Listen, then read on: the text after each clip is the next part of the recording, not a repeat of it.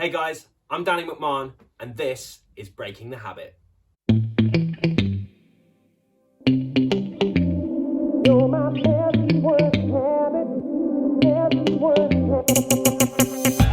So the beauty of this song for me is very much in the collaborative effort that it was. So to begin with, I think it's really important that we tell sort of the story and the progression of it chronologically. So I'm going to pass you over to Lauren Campbell, who I co-wrote this song with, and she's going to tell you a little bit about the story behind it and how it came to be. So the main inspiration behind Best Worst Habit actually came from a phrase that I heard a friend say in conversation. So a friend of mine was going for a breakup, and we were all sat there, huddled around a tub of Ben and Jerry's, offering some bad life advice. And a friend of mine said the phrase, "You're not in love with her anymore, she's just a habit."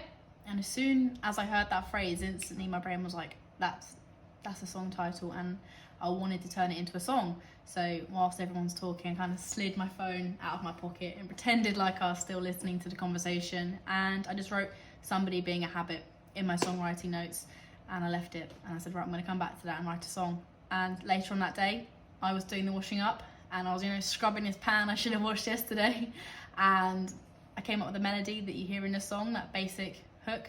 And I don't know where it came from, but the phrase "best worst habit" came to mind.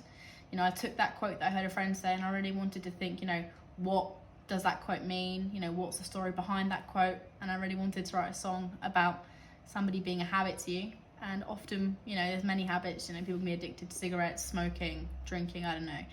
But I think that love is often overlooked. And I think everybody's kind of got that person that they know isn't very good for you. And you always find yourself gravitating back towards them, no matter how many times you say, that's it, I'm giving them up. And, in the moment, it may feel great. You'll be on that, that high, that emotional high, you're with them. But then when the reality sinks in, you realise that they're just not very good for you. And I was really pleased with, so what happened is I wrote the song, and, I recorded it on my voice notes, the basic hook and melody. And I sat down, wrote the song, gave Danny a call and said, just finished writing a song, tell me what you think. And instantly Danny loved it, and he took it to a whole new level with the instrumentals that he wrote for it, and really pleased with it. So what's the idea behind Breaking the Habit? For me, I feel like it's a really fitting name for the way the song went for me from front to back, really. I mean, Lauren came to me with the idea for this song. That's kind of a relatively new process for me. Basically just receiving a bunch of lyrics on a page. And for me, that was something new, refreshing, exciting. It wasn't necessarily a topic that I would always go to. A lot of my stuff tends to be relatively autobiographical. This wasn't so much. So to receive that and then sort of just focus entirely on the melody, chord structure, and where I sort of saw it going as a producer, and knowing what Drea was going to bring to the table was really important.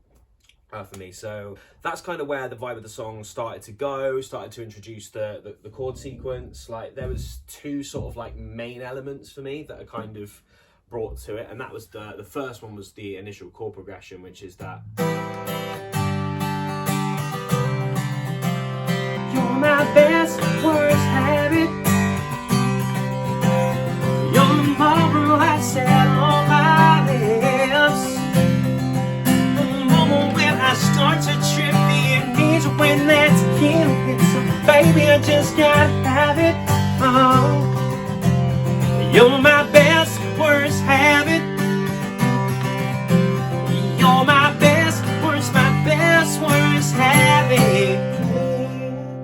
And then later on, sort of in the pre-production stages, which are sort of linked in quite nicely, was the main guitar riff at the start. That's not a very me thing to do, really, again, which was a new different concept and idea, and that was this, which was sort of quite a funky thing to put into a country song, really, and it sort of gives it the initial vibe and the initial feel, initial groove, which is the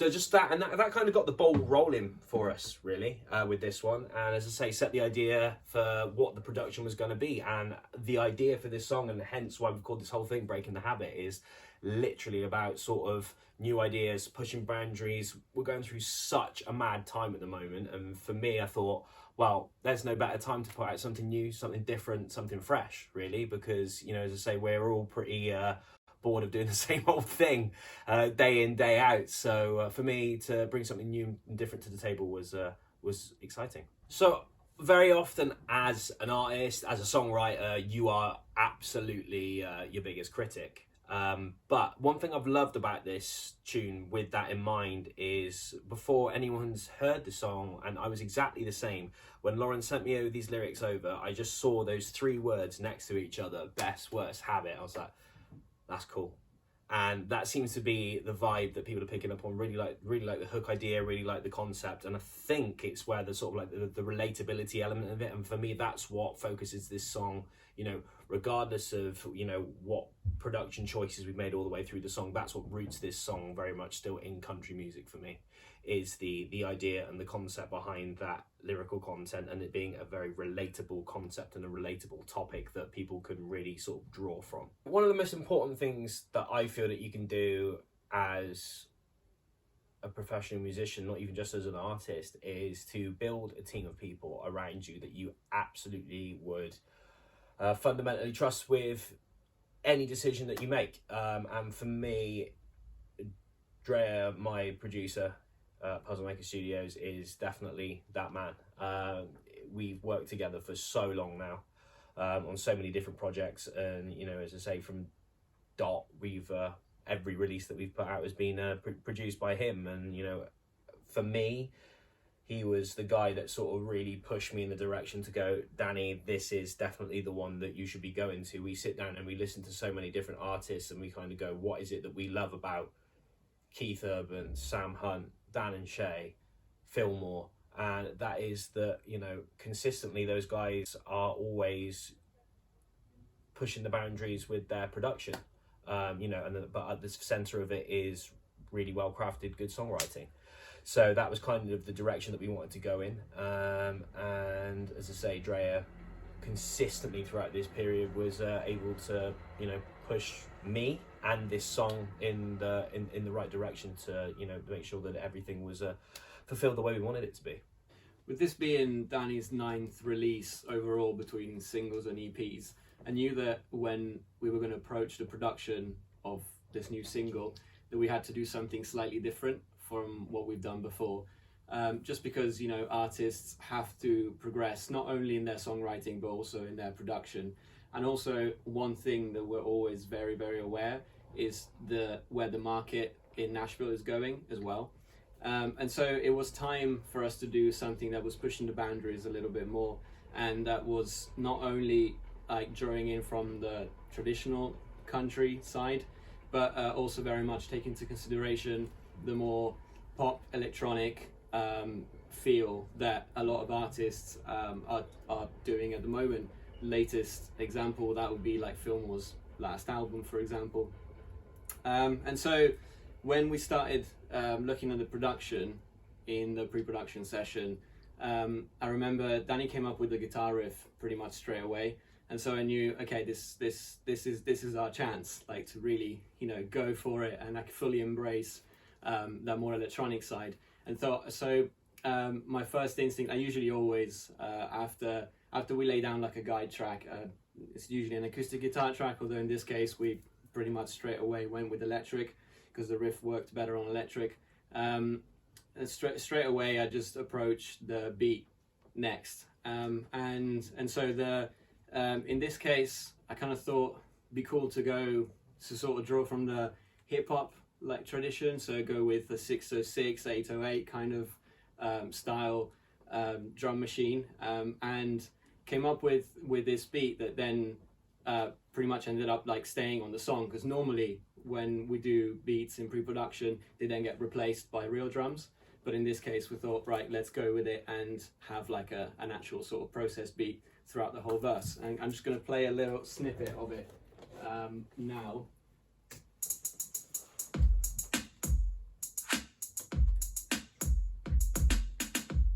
super electronic, and then the next thing after this was adding in a Moog synth bass. So that kind of real like subby bass element. And you know, and all of it together with the guitars, it just really sort of complements what was happening with the guitar riff. So you got the main guitar riff and the chords, one left, one right. That creates like the kind of more like electronic modern soundscape for the verse.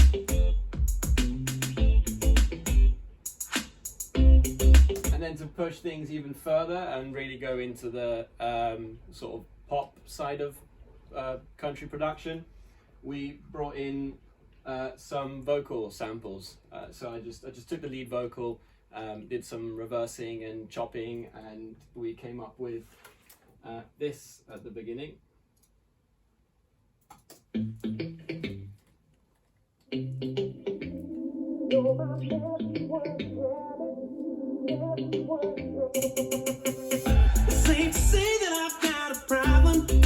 So establishing the hook straight away, best worst habit, and then chopping up the vocal coming in with the whole verse. And then once we had the verse, we then moved on to the chorus, and it's actually a song where we approached like the sections very like differently, and we worked on the chorus sort of almost like individually, not necessarily thinking of how one was going to go into the other.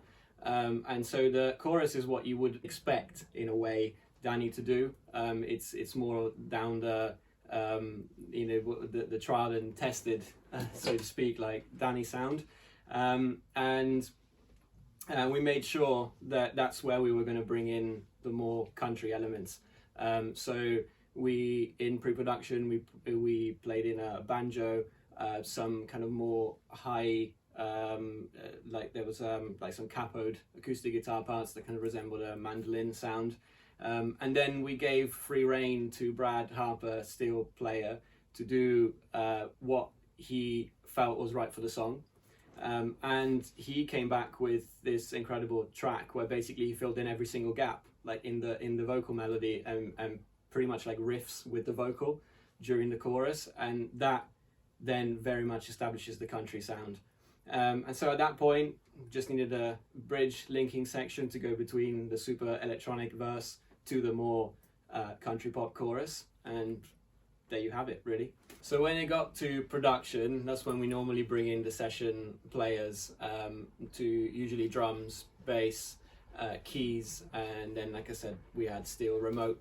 And that's where we knew we could really utilize the strengths of our Puzzle Maker Studios in-house musicians, because they not only know the country genre and you know, and very much play country music, they also come from a pop sort of funky background, and they could bring that to the session, and we needed them to really bring that feel to the session. You can really hear the drums and bass come to life in the second verse especially. And the sort of musicians that we had were Jay Cook on drums, Dan Plimmer on bass, Harry Cook on keys, and I'll let some of these guys take it from here and explain their parts to you. Hi guys, it's Dan Plimmer here from Danny McMahon's band, and talking to you today about his latest single, Best Worst Habit, and how we arrived where we did musically in the recording studio. Now the first thing you might notice when you play the song is the guitar stabs of da da da da da. Now I could have done two things here. I could have either held a long sustained bass note, or I could follow the guitar stabs. The problem is, a long sustained bass note is an idea that trap music has developed over their years and their story.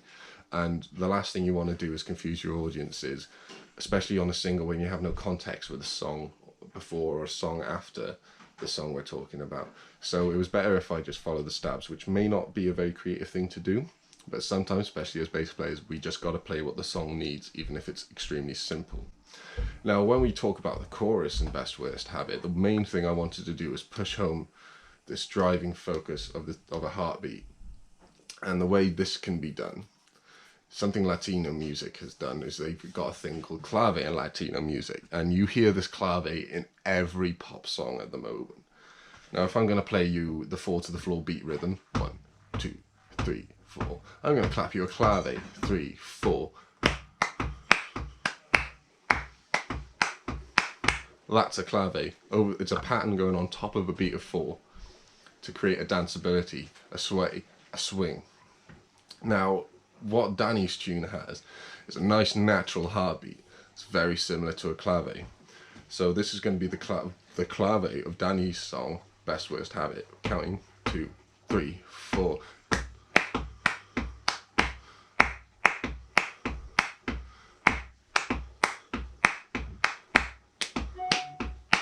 And this is how I arrived at the rhythms and the choices of Best Worst Habit. And I hope you enjoy it when it's out on the 13th of November. Thanks, guys. I remember when I first heard the demo version of Best Worst Habit, I was sat in the car with Andrea, the producer, and we were just kind of heading to or from a studio session. And I just remember him putting on the song and being like, check out this song that Danny's just written with this girl called Lauren.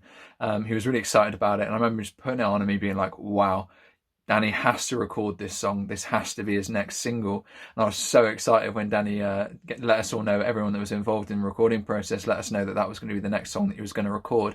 And just moving into the studio time where I got to spend time with Dan Plimmer on bass and the guys in the studio just putting this track together, having a bit of a jam through the drums and bass and being creative with what the rhythm section was going to do to carry the incredible lyrical and rhythmic and, you know, chordal structure that the song already had. And I really feel like it's developed into this really great song from the foundations all the way up to the current version that is just going to absolutely blow your guys' mind.